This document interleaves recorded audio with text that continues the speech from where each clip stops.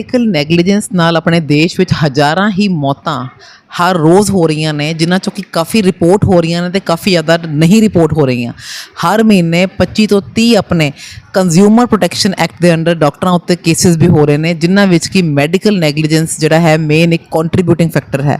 अब इसमें कौन कौन से रीजंस हैं भी क्यों हो रही हैं मेडिकल नेगलिजेंस इन डेथ्स, ये है अपनी केयरलेसनेस करके, इग्नोरेंस करके, अपनी मिस कम्युनिकेशन करके, मिस डायग्नोसिस करके, when we are derelicting from our duties. Dereliction means कि जब असी अपनी ड्यूटी प्रॉपर तरीके नहीं असी करते हैं, और when we are abdicating from our duties, ठीक है जी, असी तो केयरलैसली काम करते हैं। जो नर्स पेशेंट की रेशियो जी हैगी है हॉस्पिटल्स बहुत ज़्यादा फ्लक्चुएट होंगी है। सो ये आप इस तो इलावा psychological factors, anxieties, depressions, sleep deprivation खास तौर पर जब होती है तो पेशेंट को जब अपने डॉक्टर या नर्सिज ने वो करके भी बहुत ज़्यादा केसेज जोड़े ने मेडिकल नैगलीजेंस से बढ़ रहे हैं। और एक खास ध्यान रखना है कि मेडिकल नैगलीजेंस से मेडिकल एरर में फ़र्क ही होंदा है। बहुत बड़ा फ़र्क है मेडिकल नैगलीजेंस से मेडिकल एरर में। मैडिकल नैगलीजेंस होंदी जिस तरह से कोई औजार छड़ता पेशेंट की ऑपरेशन करते हुए वो पेट के, ठीक है जी।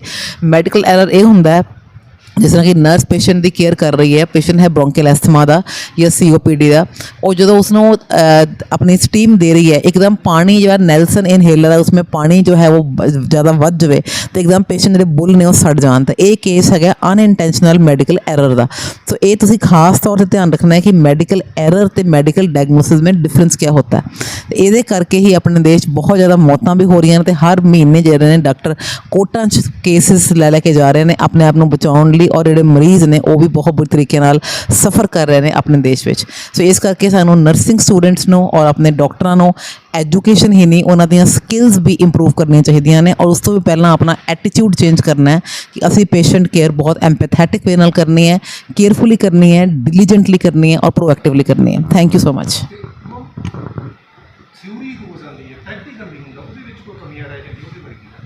प्रैक्टिकल भी यही प्रॉब्लम है कि स्टूडेंट्स अज की डेट कोई एटीट्यूड ही नहीं है प्रैक्टिकल काम करने का। जो सरकारी हस्पताल में लदे हुए हैं मरीजों के, लेकिन नर्सिज जो उत्थे हैगियां ने 50 पेशेंट एक पासे पे हैं, 50 एक पासे पे हैं, तो वह कल्ली उन्होंने दवाई ही दे सकदियां ने, प्रॉपर केयर नहीं कर सकदियां। तो नर्सिंग दी स्किल्स में इंप्रूव करने लिए डमीज़ के उत्ते बच्चों को IM इंजैक्शन, IV इंजैक्शन हो, जोड़े भी नर्सिंग प्रोसीजर्स जिवें स्टीम इनहेलेशन है, यूरिनरी कैथीटराइजेशन है, वो कई बार सानू डमीज़ से करानी चाहिए है। पेशेंट के ऊपर असी एक्सपेरिमेंटेशन नहीं करने, और जबकि अपने इंडिया 100% ही पेशेंट उत्ते एक्सपेरिमेंटेशन हो रही है, तो पेशेंट सफ़र कर रहे हैं मेंटली भी फिजिकली भी, बहुत ज़्यादा ट्रॉमा हो रहा है। कई बार देखा जा रहा है, हुण भी देखा जा रहा है कि जो भी पढ़ाई करता नर्सिंग का वो बाहर जाने की कोशिश करता कि इत्थे जॉब नहीं मिलती जां इतने बहुत घट सैलरी मिलती है स्टाफ नर्सिज को, और जो मिल रही है बहुत कॉन्ट्रैक्चुअल तौर से मिल रही है, और जो वर्किंग सर्कमस्टांसिस ने, वर्किंग कंडीशंस ने वो बहुत ज़्यादा डेलीटीरियस ने उनकी हेल्थ के लिए भी, और पैसा भी उतना नहीं मिल रहा है जितना कैनेडा अमेरिका से मिल रहा है। एटलीस्ट उत्थे जो पेशेंट्स जो एथिक्स ने और जो पेशेंट की ऑटोनॉमी प्रोटेक्ट होंगी है, और स्टूडेंट्स जो अपने इतों जा रहे हैं बहुत ज़्यादा और बहुत पैसे कमाने लिए जा रहे हैं, और एक रिस्पैक्ट लैने लिए उत्थे जा रहे हैं, जो कि इतने रिस्पैक्ट नहीं है, ना रिस्पैक्ट है ना पैसा है। Of our India, they are the future clinical nurses of our India, they are the future of our state.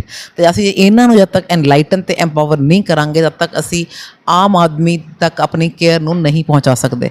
तो ये फंक्शन कराने का मकसद ये सी कि जे कोई डॉक्टर भी गलतियां करता तो अपने नर्सिंग स्टूडेंट उसनों ऑब्जैक्ट कर सकते हैं, उसकी अथॉरिटी नूं चैलेंज कर सकते हैं कि तुसीं गलत काम कर रहे हो, असीं तुहाडे नाल इस काम 'च भागीदार नहीं होवांगे। उन्होंने पूरी तरीके नाल एनलाइटनमेंट होवे, उन्होंने पूरी जानकारी मिले कि किहड़े गलतियां नर्सिस ते डॉक्टर्स करते हैं, तो असीं अपने आप को किद्दां बचाउणा उन्हां गलतियां करन तो, ते किद्दां असीं मरीज़ की जिंदगी नूं बचाना है अल्टीमेटली।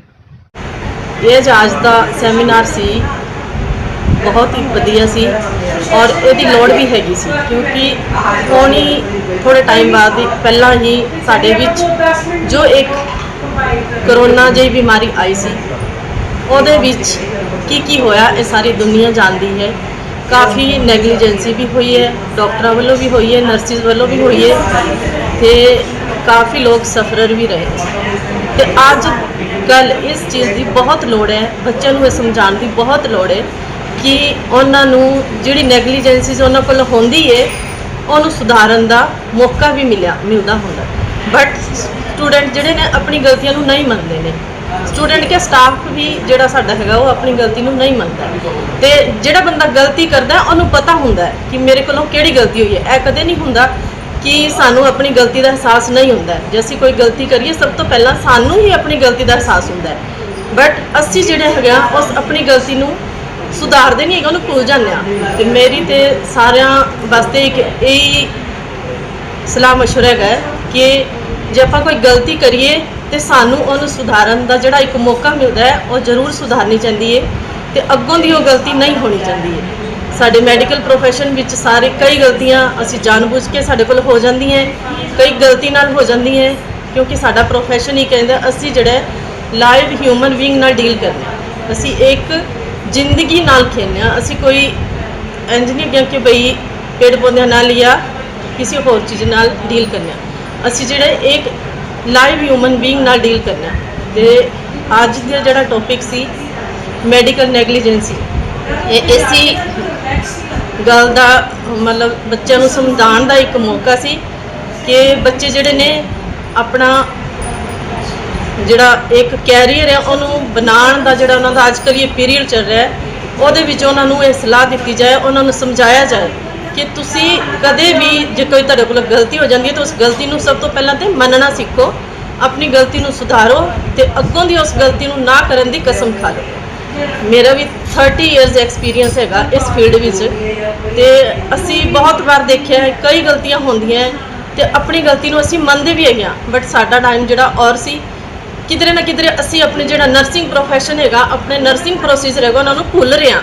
ਨਰਸਿੰਗ ਤੇ ਕਿਧਰੇ ਨਜ਼ਰ ਹੀ ਨਹੀਂ ਆਉਂਦੀ ਹੈਗੀ ਜੋ ਹੈਗਾ, ਅਸੀਂ ਆਪਣਾ ਜੋ ਕੰਮ ਹੈ ਭੁੱਲ ਰਹੇ ਹਾਂ। ਨਰਸਿੰਗ ਪ੍ਰੈਕਟੀਕਲ ਜੋ ਹੈਗਾ ਸਟੂਡੈਂਟ ਨਹੀਂ ਕਰਦੇ ਔਰ ਨਾ ਹੀ ਅਸੀਂ ਲੋਕ ਉਹਨਾਂ ਨੂੰ ਇਸ ਵਾਸਤੇ ਫੋਰਸ ਕਰਨੇ, ਕਿਉਂਕਿ ਸਾਡੇ ਇੱਧਰ ਜੇ ਹੈ ਇੰਡੀਆ ਵਿੱਚ ਸ਼ਾਰਟੇਜ ਆਫ ਸਟਾਫ ਸਦਾ ਤੋਂ ਹੀ ਇੱਕ ਜਿਹੜਾ ਟੌਪਿਕ ਹੈ ਸ਼ਾਰਟੇਜ ਆਫ ਸਟਾਫ। ਹਮੇਸ਼ਾ ਹੀ ਇੱਕ ਸਟਾਫ ਕੋਲ ਜਿਹੜੇ ਹੈਗੇ ਨੇ 150 ਜਾਂ ਪੇਸ਼ੈਂਟ ਹੁੰਦੇ ਨੇ, ਜਿਹਦੇ ਕਾਰਨ ਜੋ ਹੈ ਅਸੀਂ ਹਰ ਪੇਸ਼ੈਂਟ ਨੂੰ ਜੋ ਹੈ ਉਹਦੀ ਰਿਕੁਆਇਰਮੈਂਟ ਦੇ ਅਨੁਸਾਰ ਜਿਹੜੀ ਟ੍ਰੀਟਮੈਂਟ ਨਹੀਂ ਦੇ ਪਾਉਂਦੇ ਹਾਂ। ਅਸੀਂ ਸਿਰਫ ਇੰਜੈਕਸ਼ਨ ਮੈਡੀਸਨ ਤੱਕ ਹੀ ਸੀਮਿਤ ਰਹਿ ਗਏ ਹਾਂ, ਜਦਕਿ ਇੰਜੈਕਸ਼ਨ ਮੈਡੀਸਨ ਅਸੀਂ ਦੇਣੇ ਆ ਉਹ ਸਾਡਾ ਫਸਟ ਪ੍ਰਾਇੋਰਟੀ ਹੈ, ਬਟ ਜਿਹੜੀ ਨਰਸਿੰਗ ਕੇਅਰ ਹੈ ਉਹ ਅਸੀਂ ਪ੍ਰੋਪਰ ਨਹੀਂ ਦੇ ਪਾਉਂਦੇ ਹਾਂ।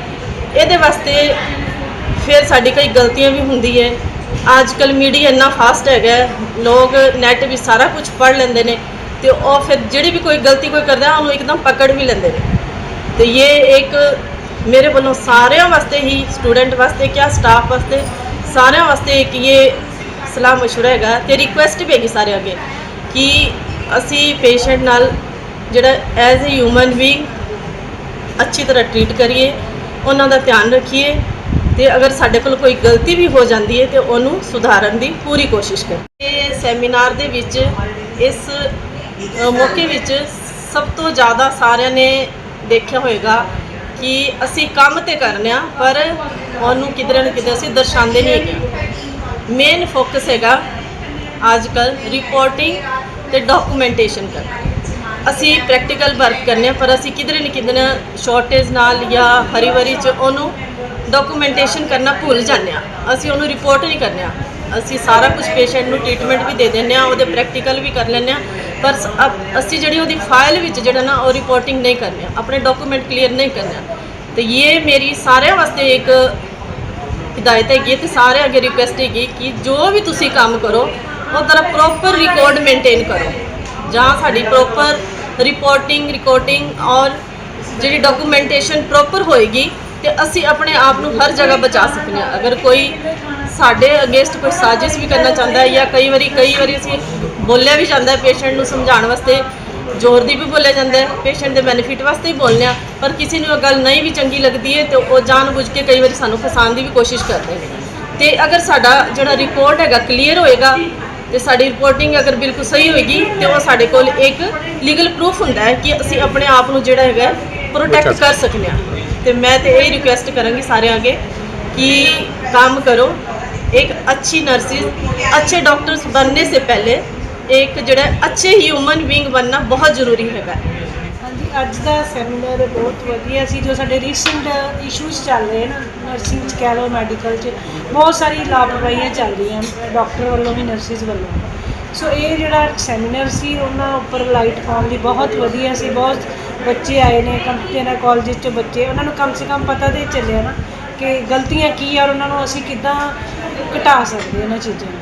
और जिधर जो कि मरीज बेचारे साडे कोल केयर करने वास्ते अपने बीमारी करके आउंदे आ, उन्हां नूं आपां उन्हां दीयां मुसीबतां वधाईए ना बल्कि घटाईए।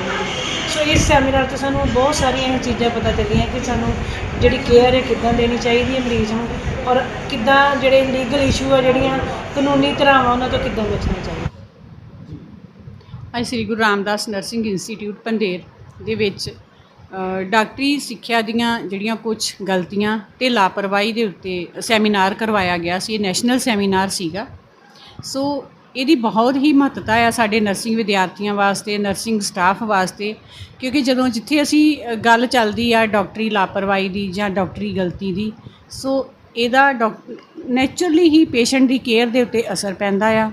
ਉਹਦੀ ਕੇਅਰ ਡਿਲੇ ਹੋ ਸਕਦੀ ਆ, ਕਈ ਵਾਰ ਪੇਸ਼ੈਂਟ ਨੂੰ ਹਾਰਮ ਵੀ ਹੋ ਸਕਦਾ, ਕਈ ਵਾਰ ਗਲਤੀ ਜੇ ਮਾਈਨਰ ਆ ਫਿਰ ਪੇਸ਼ੈਂਟ ਹਾਰਮ ਤੋਂ ਬਚਾ ਵੀ ਹੋ ਸਕਦਾ, ਔਰ ਕਿਤੇ ਕਿਤੇ ਜੇ ਸਾਡਾ ਐਰਰ ਵੱਡਾ ਹੋ ਜਾਂਦਾ ਤੇ ਪੇਸ਼ੈਂਟ ਦੀ ਡੈਥ ਵੀ ਹੋ ਸਕਦੀ ਆ।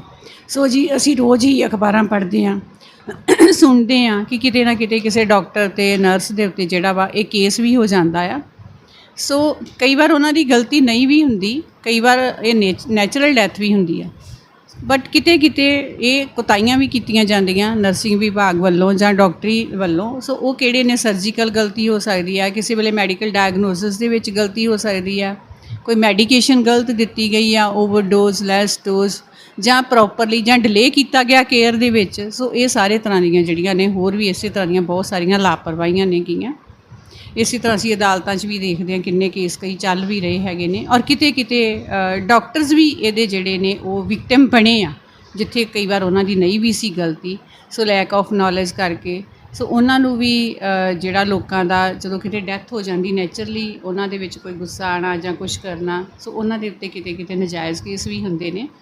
ਸੋ ਪਬਲਿਕ ਨੂੰ ਵੀ ਤੇ ਨਰਸਿੰਗ ਤੇ ਡਾਕਟਰੀ ਸਟਾਫ ਨੂੰ ਵੀ ਇਹਨਾਂ ਚੀਜ਼ਾਂ ਬਾਰੇ, ਇਹ ਕਿਹੜੇ ਐਕਟਸ ਨੇ, ਕਿਹੜੀ ਸਾਡੀ ਨੈਗਲੀਜੈਂਸੀ ਆ, ਸਾਡੇ ਕੋਡ ਆਫ ਐਥਿਕਸ ਕੀ ਨੇ, ਇਹਨਾਂ ਸਾਰੀਆਂ ਚੀਜ਼ਾਂ ਦੇ ਬਾਰੇ ਜਿਹੜੀ ਨੌਲੇਜ ਹੋਣੀ ਬਹੁਤ ਜ਼ਰੂਰੀ ਆ। ਸੋ ਅੱਜ ਬੜੀ ਹੀ ਖੁਸ਼ੀ ਦੀ ਗੱਲ ਆ ਕਿ ਇਹ ਇੱਕ ਸਕਸੈਸਫੁਲ ਇਵੈਂਟ ਹੋ ਕੇ ਰਹੀ ਆ, ਜਿਹਦੇ ਵਿੱਚ 15 ਕਾਲਜ ਤੋਂ ਜ਼ਿਆਦਾ ਜਿਹੜੇ ਸੀਗੇ ਉਹ ਪਾਰਟਿਸਿਪੇਟ ਕੀਤੇ, ਔਰ ਜੈਪੁਰ ਤੋਂ, ਹਿਮਾਚਲ ਤੋਂ, ਪੰਜਾਬ ਦੇ ਅਲੱਗ-ਅਲੱਗ ਜਿਹੜੇ ਸੀਗੇ ਉਹਨਾਂ ਡਿਸਟ੍ਰਿਕਟ ਦੇ ਉੱਤੋਂ, ਜਿਵੇਂ ਸੰਗਰੂਰ ਹੈ, ਅੰਮ੍ਰਿਤਸਰ ਤੋਂ ਵੀ ਬਹੁਤ ਸਾਰੇ ਕਾਲਜਸ ਸੀਗੇ। ਸੋ ਇਹਦੇ 'ਚ 250 ਤੋਂ ਵੱਧ ਸਟੂਡੈਂਟ ਨੇ ਪਾਰਟਿਸਿਪੇਟ ਕੀਤਾ, ਔਰ ਫੈਕਲਟੀ 50 ਫੈਕਲਟੀ ਬਾਹਰ ਦੇ ਕਾਲਜਸ ਜਿਹੜੀ ਸੀਗੀ ਉਹ ਹਾਜ਼ਰ ਹੋਈ। ਔਰ ਇਹਦੇ ਵਿੱਚ ਸਾਡੇ ਮੁੱਖ ਮਹਿਮਾਨ ਬਹੁਤ ਉੜੀਸਾ ਤੋਂ ਆਏ ਸੀਗੇ, ਮੈਡੀਕਲ ਸੁਪਰਿੰਟੈਂਡੈਂਟ ਏਮਸ ਤੋਂ ਸੀਗੇ ਡਾਕਟਰ ਸਚਿਦਾਨੰਦ ਅਵੰਤੀ ਜੀ। ਇੱਕ ਡਾਕਟਰ ਮਹਾਰਾਜ ਸੀਗੇ ਜੈਪੁਰ ਤੋਂ, ਯੂਨੀਵਰਸਿਟੀ ਤੋਂ, ਫਰੋਮ ਨਰਸਿੰਗ ਫੈਕਲਟੀ। ਸਾਡੇ ਸਪੀਕਰ ਸੀਗੇ ਅਮਨਦੀਪ ਕੌਰ ਬਾਜਵਾ SGRD ਵੱਲਾ ਤੋਂ ਸਪੀਕਰ ਸੀਗੇ। ਵਰਲਡ ਹੈਲਥ ਆਰਗੇਨਾਈਜੇਸ਼ਨ ਦੇ ਕੰਸਲਟੈਂਟ ਮਿਸ ਰਾਧਾ ਸੈਣੀ ਵੀ ਸਾਡੇ ਜਿਹੜੇ ਸੀ ਇੱਕ ਬਹੁਤ ਹੀ ਪ੍ਰੋਮੀਨੈਂਟ ਸਪੀਕਰ ਸੀਗੇ, ਜਿਨ੍ਹਾਂ ਨੇ ਬਹੁਤ ਹੀ ਵਧੀਆ ਸ਼ਬਦਾਂ ਦੇ ਵਿੱਚ ਬੱਚਿਆਂ ਨੂੰ ਦੱਸਿਆ। ਸਾਡੇ guest of honour doctor Sangeeta Pawa ji ਸੀ, ਜੋ ਇੱਕ ਬਹੁਤ ਹੀ ਇੰਪੋਰਟੈਂਟ ਜਿਹੜਾ ਬਹੁਤ ਮਹੱਤਵਪੂਰਨ ਵਿਭਾਗ ਆ ਗਾਇਨੀ, ਜਿਹਦੇ ਵਿੱਚ ਜ਼ਿਆਦਾ ਚਾਂਸਸ ਹੁੰਦੇ ਐਰਰਸ ਤੇ। ਕਈ ਵਾਰ ਪੇਸ਼ੈਂਟ ਦਾ ਪਤਾ ਹੀ ਨਹੀਂ ਲੱਗਦਾ, ਲੇਬਰ ਵਿੱਚ ਆਉਂਦਾ ਆ, ਡਿਲੀਵਰ ਕਰ ਜਾਂਦਾ ਆ ਉਹਨੂੰ, ਜਿੱਥੇ ਇੱਕ ਮਦਰ ਤੇ ਬੱਚੇ ਦੀ ਬਹੁਤ ਹੀ ਸੈਂਸਿਟਿਵ ਵਿਭਾਗ ਆ ਜਿਹਨੂੰ ਡੀਲ ਉਹ ਕਰ ਰਹੇ ਨੇਗੇ। ਸੋ ਸਾਡੇ ਗੈਸਟ ਆਫ ਆਨਰ ਸੀਗੇ, ਉਹਨਾਂ ਨੇ ਵੀ ਆਪਣੇ ਬਹੁਤ ਵਧੀਆ ਸ਼ਬਦਾਂ ਦੇ ਵਿੱਚ ਬੱਚਿਆਂ ਨੂੰ ਸੰਬੋਧਨ ਕੀਤਾ। Doctor Anandjit Kaur junior resident from SGRD university of health sciences Amritsar ਤੋਂ ਸੀਗੇ। ਸੋ ਇਸ ਲਈ ਡਾਕਟਰ ਮਹਾਰਾਜ ਜੀ, ਜਿਵੇਂ ਤੁਹਾਨੂੰ ਮੈਂ ਦੱਸਿਆ, ਉਹਨਾਂ ਨੇ ਵੀ ਆਪਣੇ ਬਹੁਤ ਹੀ ਵਧੀਆ ਸ਼ਬਦਾਂ ਦੇ ਵਿੱਚ ਬੱਚਿਆਂ ਨੂੰ ਜਿਹੜਾ ਸੀਗਾ ਉਹ ਟੀਚ ਕੀਤਾ।